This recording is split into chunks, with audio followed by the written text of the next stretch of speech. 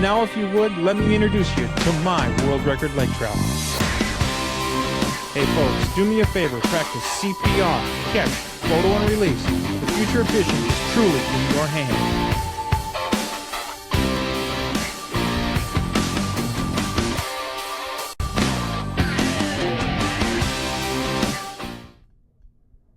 Hi everyone, Bob Masacomer here for Grant Rods.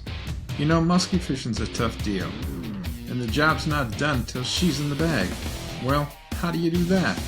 It's pretty simple. You need big dog rods from Grant Rods. For your next rod, call them at 847-577-0848. Building custom rods since 1983.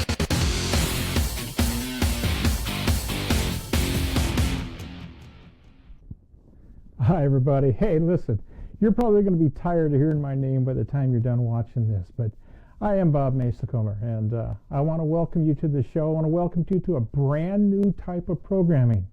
It's not going to work exactly the way we wanted to. Technology is kind of limiting what we can do, but we're going to make it interactive and we're going to make it work for you. That's right. And as we go along here tonight, I'm going to introduce you to some of the things we're going to be doing on our show. We're going to go through some of the archives, some of the footage that we've got over years and years and years of accumulation. We're going to have guests come on the show. We're going to have live people talking to us on the telephone and on the internet, both on Facebook and on our Gmail account. So consequently, we're going to be able to answer questions in a live environment. We're going to be bringing on guests, and although we wanted to bring on guests via Skype, we're going to have to be relying on more the telephones until we can get more technology in-house to handle the Skype situation. But we're going to get it done. And along the way, you're going to meet the people who make it possible. Those are our sponsors. This is going to be a commercial program, and that keeps it free to you.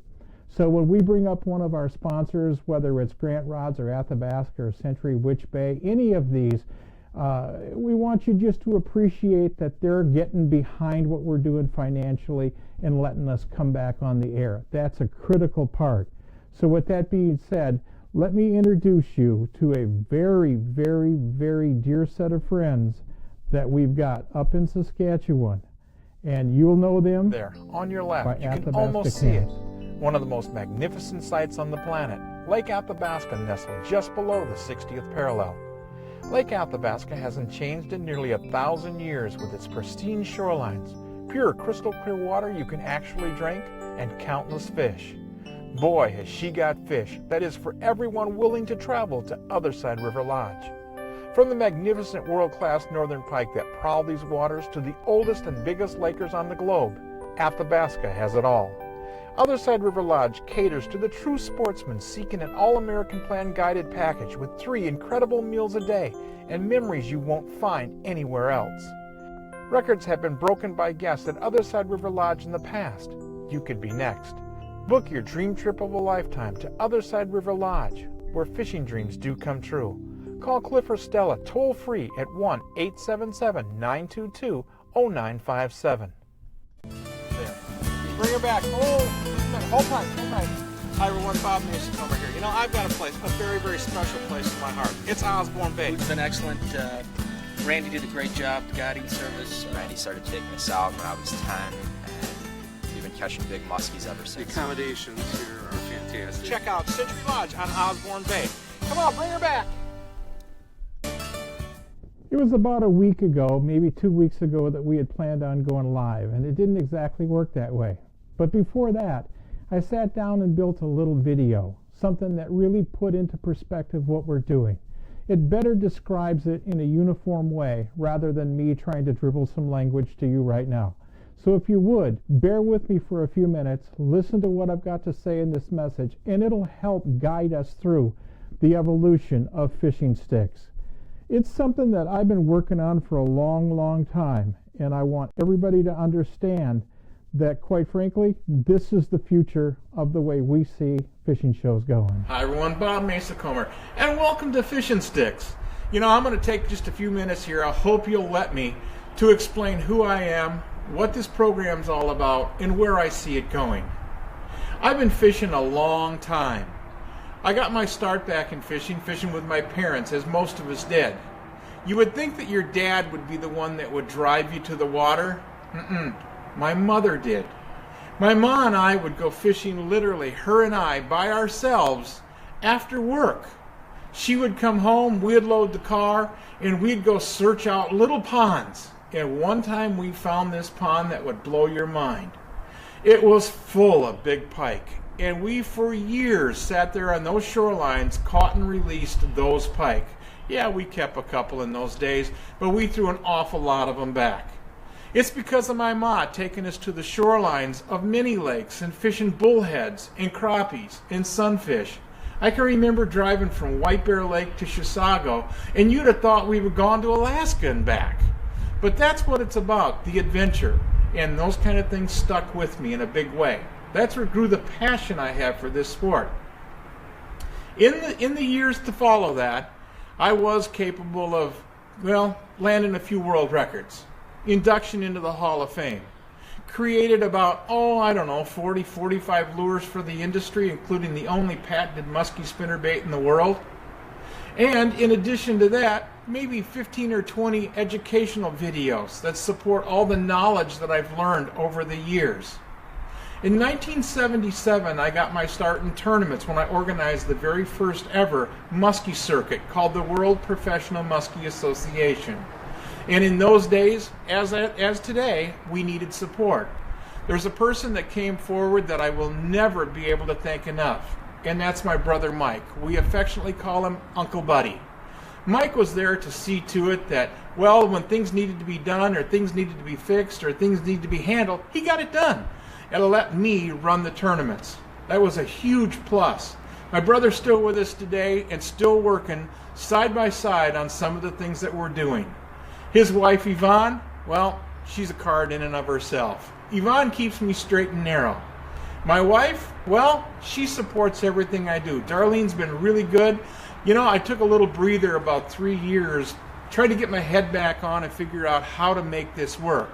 And Darlene was supportive all the way through those 3 years as I sorted out what to do next. And then there's my two boys, Mike and Jason. No father could be prouder of their two kids than I am. When I walk a sports show and I have people I've never met walk up to me and say, "Hey Bob, I ran into your son Jason the other day," or "I ran into your son Mike the other day. Nicest guy on the planet." That's the kind of compliment a parent likes to hear. My hat's off to my two boys, and furthermore, they're pretty good fishermen as well. They married Tracy and Beth. Those are my daughter-in-laws, and again, the support group never stops. These young ladies are right there, helping everything happen day in and day out. And they gave us 4 great grandkids. We have Mason, Landon, and Evan, and Braden. So these 4 young kids are going to grow up, I'm certain, to enjoy fishing just like their fathers do, and their grandfather. Enough of that. Let's get back to what we're talking about. This is a new medium. This is interactive. And why are we going this route? A number of things. You know, young people today are not getting into fishing like they had been in years past. Part of that's because it's perplexing. They're confused. They have all these technical devices to play with, and they don't incorporate the lake. Well, let's give them technology that they can appeal to. Let's give them something that applies to their interest level. Let's give them Fish and Sticks on the internet, live and interactive. Sit down with your child, sit down with your young son or your daughter while we're watching the show, prompt their questions and get them to come on. I'll tell you what, here's a challenge for you. I want to see a Kids Corner develop on this program every week. So if there's people out there that are involved in those special events like that, get in touch with me, because we will bring your event to highlight here on Fish and Sticks. We're going to be able to email us your comments and questions. You're going to be able to Twitter your comments and questions. You're going to be able to private message us on our Facebook page your comments and questions. And if you take the time to register your phone, you're going to be able to call in and interact live. All of the aforementioned mediums are live while the show is airing. This is how we're going to teach. This is how we're going to move forward. This is how we take everybody to the next level. Guides, lure manufacturers, anything that has to do with fishing or hunting as we go forward will be invited to come on board and share what they have. There's not a guide out there that doesn't have knowledge and willing to share it, I'm sure. There's not a young person out there that isn't interested in learning more. There's really three facets to fishing, if you will. There's the beginner, the person that's hungry as hungry can be, doesn't care where they get their information. They just want to suck it up like a sponge. Then there's the intermediate angler, who's quite frankly started to develop his own technique, develop his own way of doing things. And he's searching now. He's out on his own, or she's out on her own, moving from spot to spot, chasing fish to fish, species to species. And then there's the guide or the pro level. All of these people, all of these groups have something to add. And we're inviting them and you to come on board and share them with us. I don't think there's anything that could possibly happen in the fishing world that we won't cover on Fish and Sticks.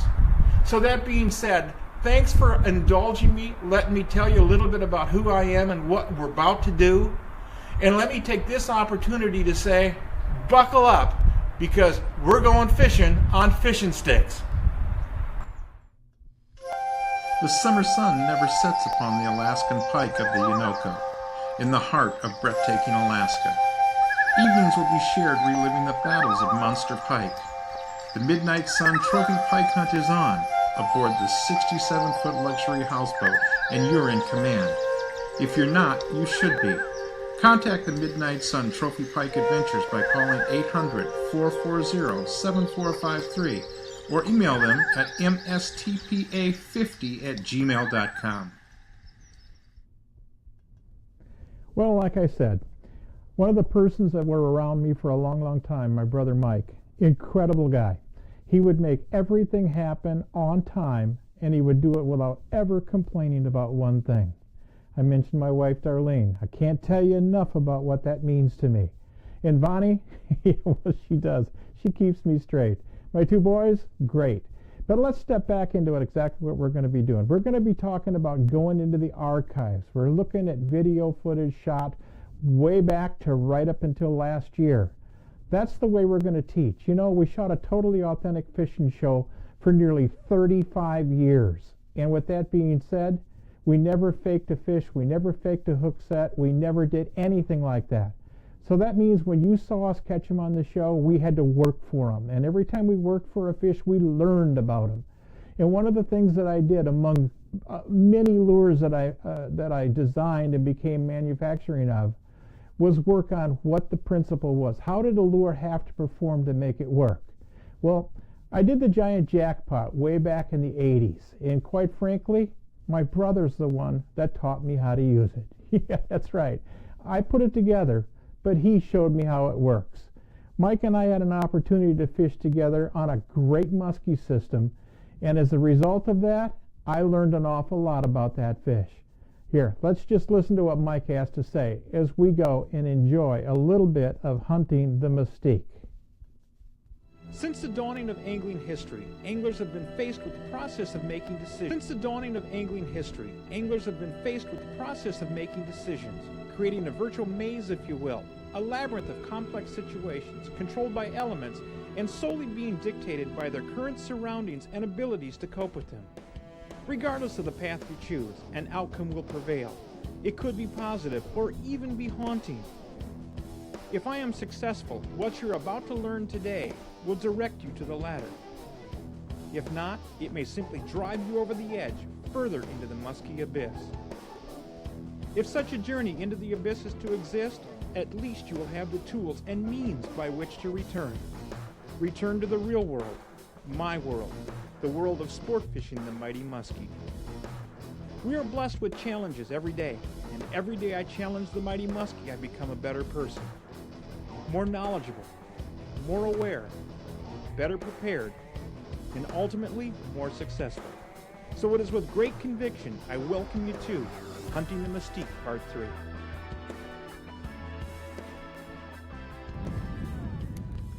See that stump right there, Mike? Yeah. Before that sun gets around that cloud, I want to try to work right straight down here. See the bulrushes? Uh-huh. There's a pocket of cabbage there, and you see that log back there? The one out of the water? The high one sticking up back there. See the seagull on the rock? Yep. Okay, right back there, there's an area that's got real thick cabbage in it. If we can hit the perimeter of that. See the little top sticking up in here? All right. See them right here in front of us? Yep.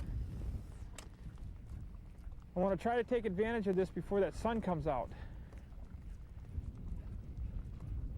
But a jackpot just goes right through that stuff, doesn't it? This is fastly becoming my favorite lure. The giant jackpot? Try to make your cast real long.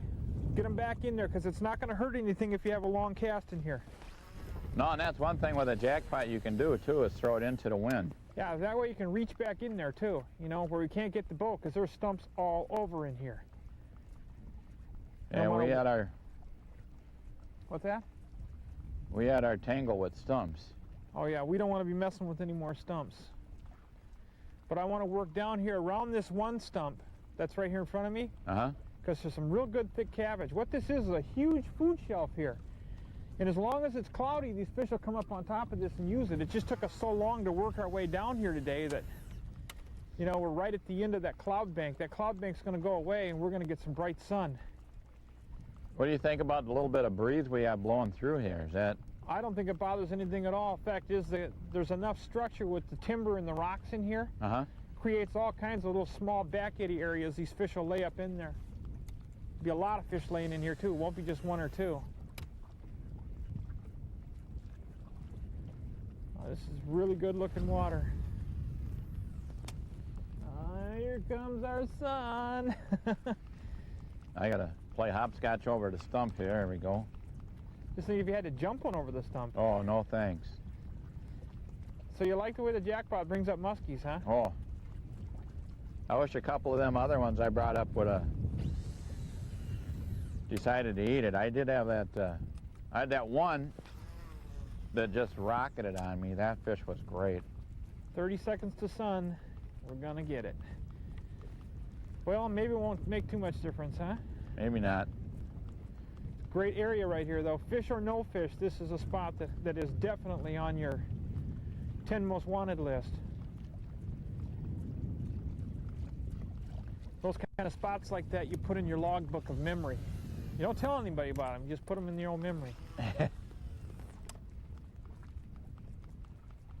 What am I talking about? We're showing them to about 30 million people. Well, I guess we don't look at it that way. Got to tell them about the treachery of getting out here. During periods of relatively low light conditions, muskies will often find their way onto preferred structures. Question is, what structure is preferred? In this case, which is so classic, our preferred location is referred to as a food shelf. The gradual tapering nature of the structure itself, combined with the additional elements such as cabbage weed beds, standing or falling timber, or boulders, make it home to rather a large selection of forage often sought by the muskie. Walleye, perch, suckers, and the like will all congregate in such a location. The muskie, however, will still demonstrate personal preferences regarding their specific location. They are an ambush creature and will in fact seek out areas that allow them the ability to hide in waiting. Thicker weed beds, rock piles, and timber all offer such advantage to the muskie.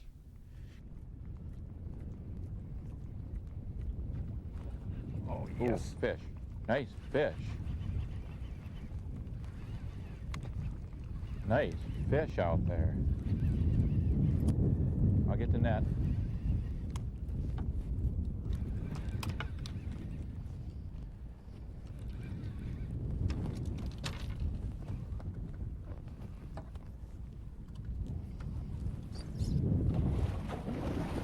Ooh.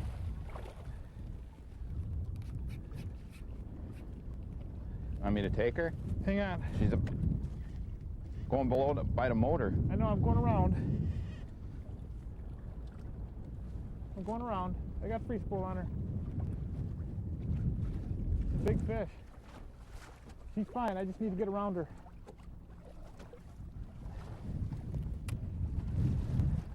Okay, I'm going to bring her up underneath the boat, Mike. Maybe not.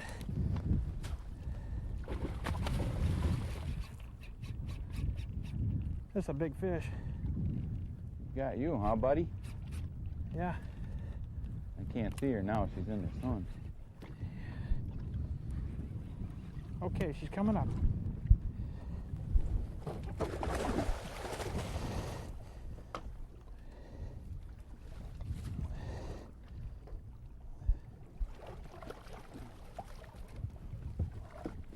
Okay, leave her in the water. Mike, that's way over 50.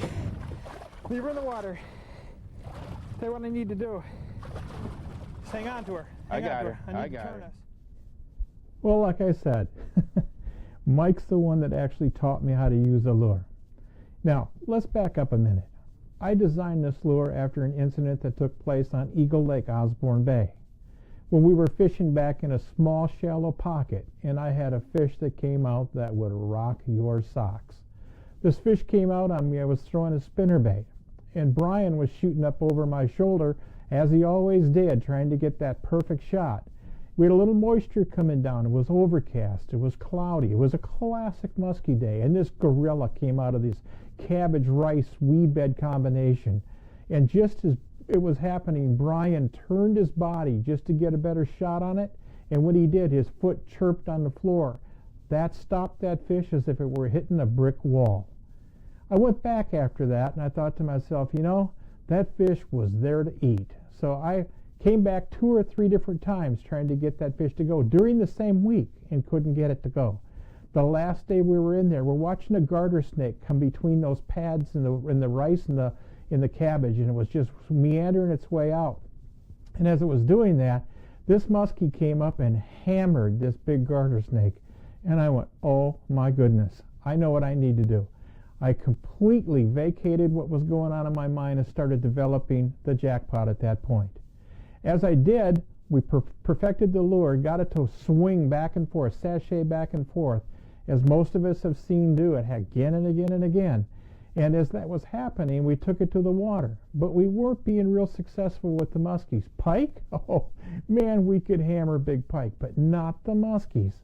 We'll jump forward to when Mike and I were on this lake fishing together in 66, 67 degree water in August. And Mike says to me, hey, Bub, what's your best lure in this water temp? I said, Mike, I don't have a great lure in this water temp. He said, I didn't ask you that. I asked you what's your perfect lure, not necessarily for muskies, but in general. And I said, well, it'd have to be a jackpot. If I were fishing pike waters, I'd throw a jackpot.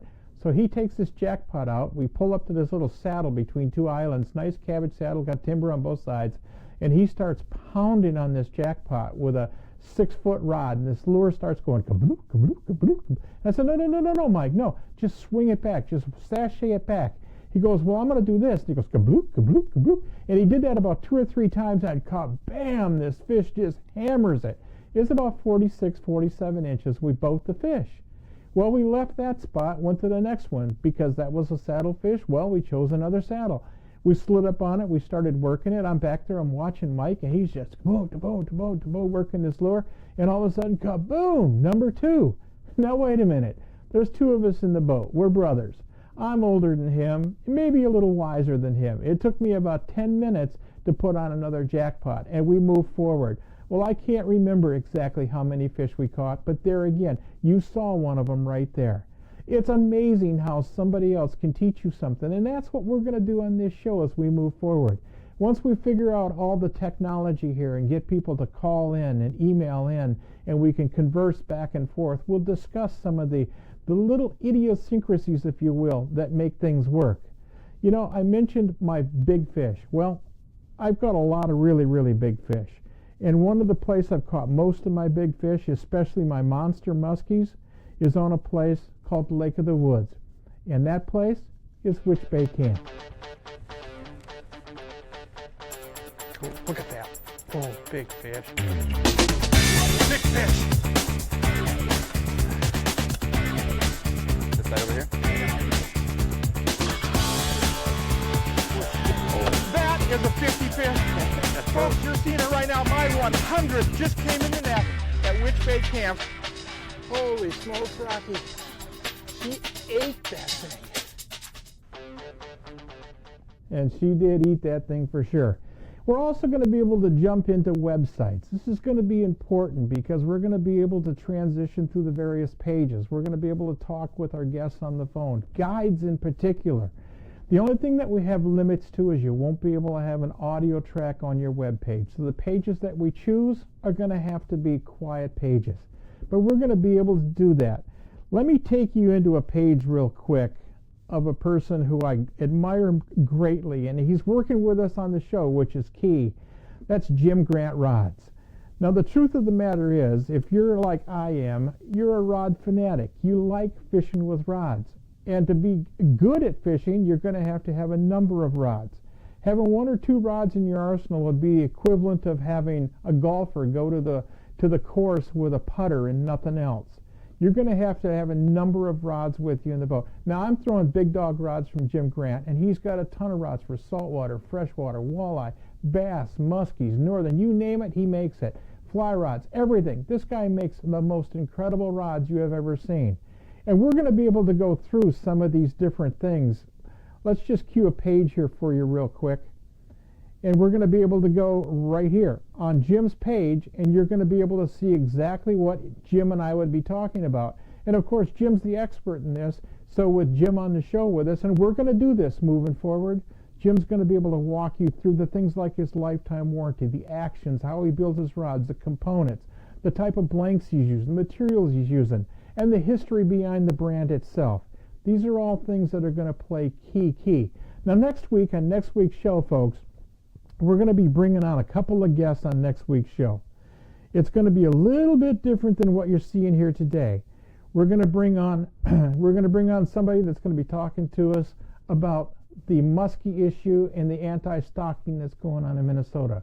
We're going to bring a guide on from Wisconsin to talk about some of the trials and tribulations that he goes through as a guide, what to learn, and what you will experience if you were to go on a guided trip with him. The only thing I want to say to you right now is this is Fish and Sticks. I want you to be here every week with us, 7:30 on Wednesday evenings. And for that, right now, I want to say do one thing. Go kick a little tail, because we're out of here. Folks, enjoy. And catch us on Facebook. Watch us over on the Twitter sites. Watch us on our email sites.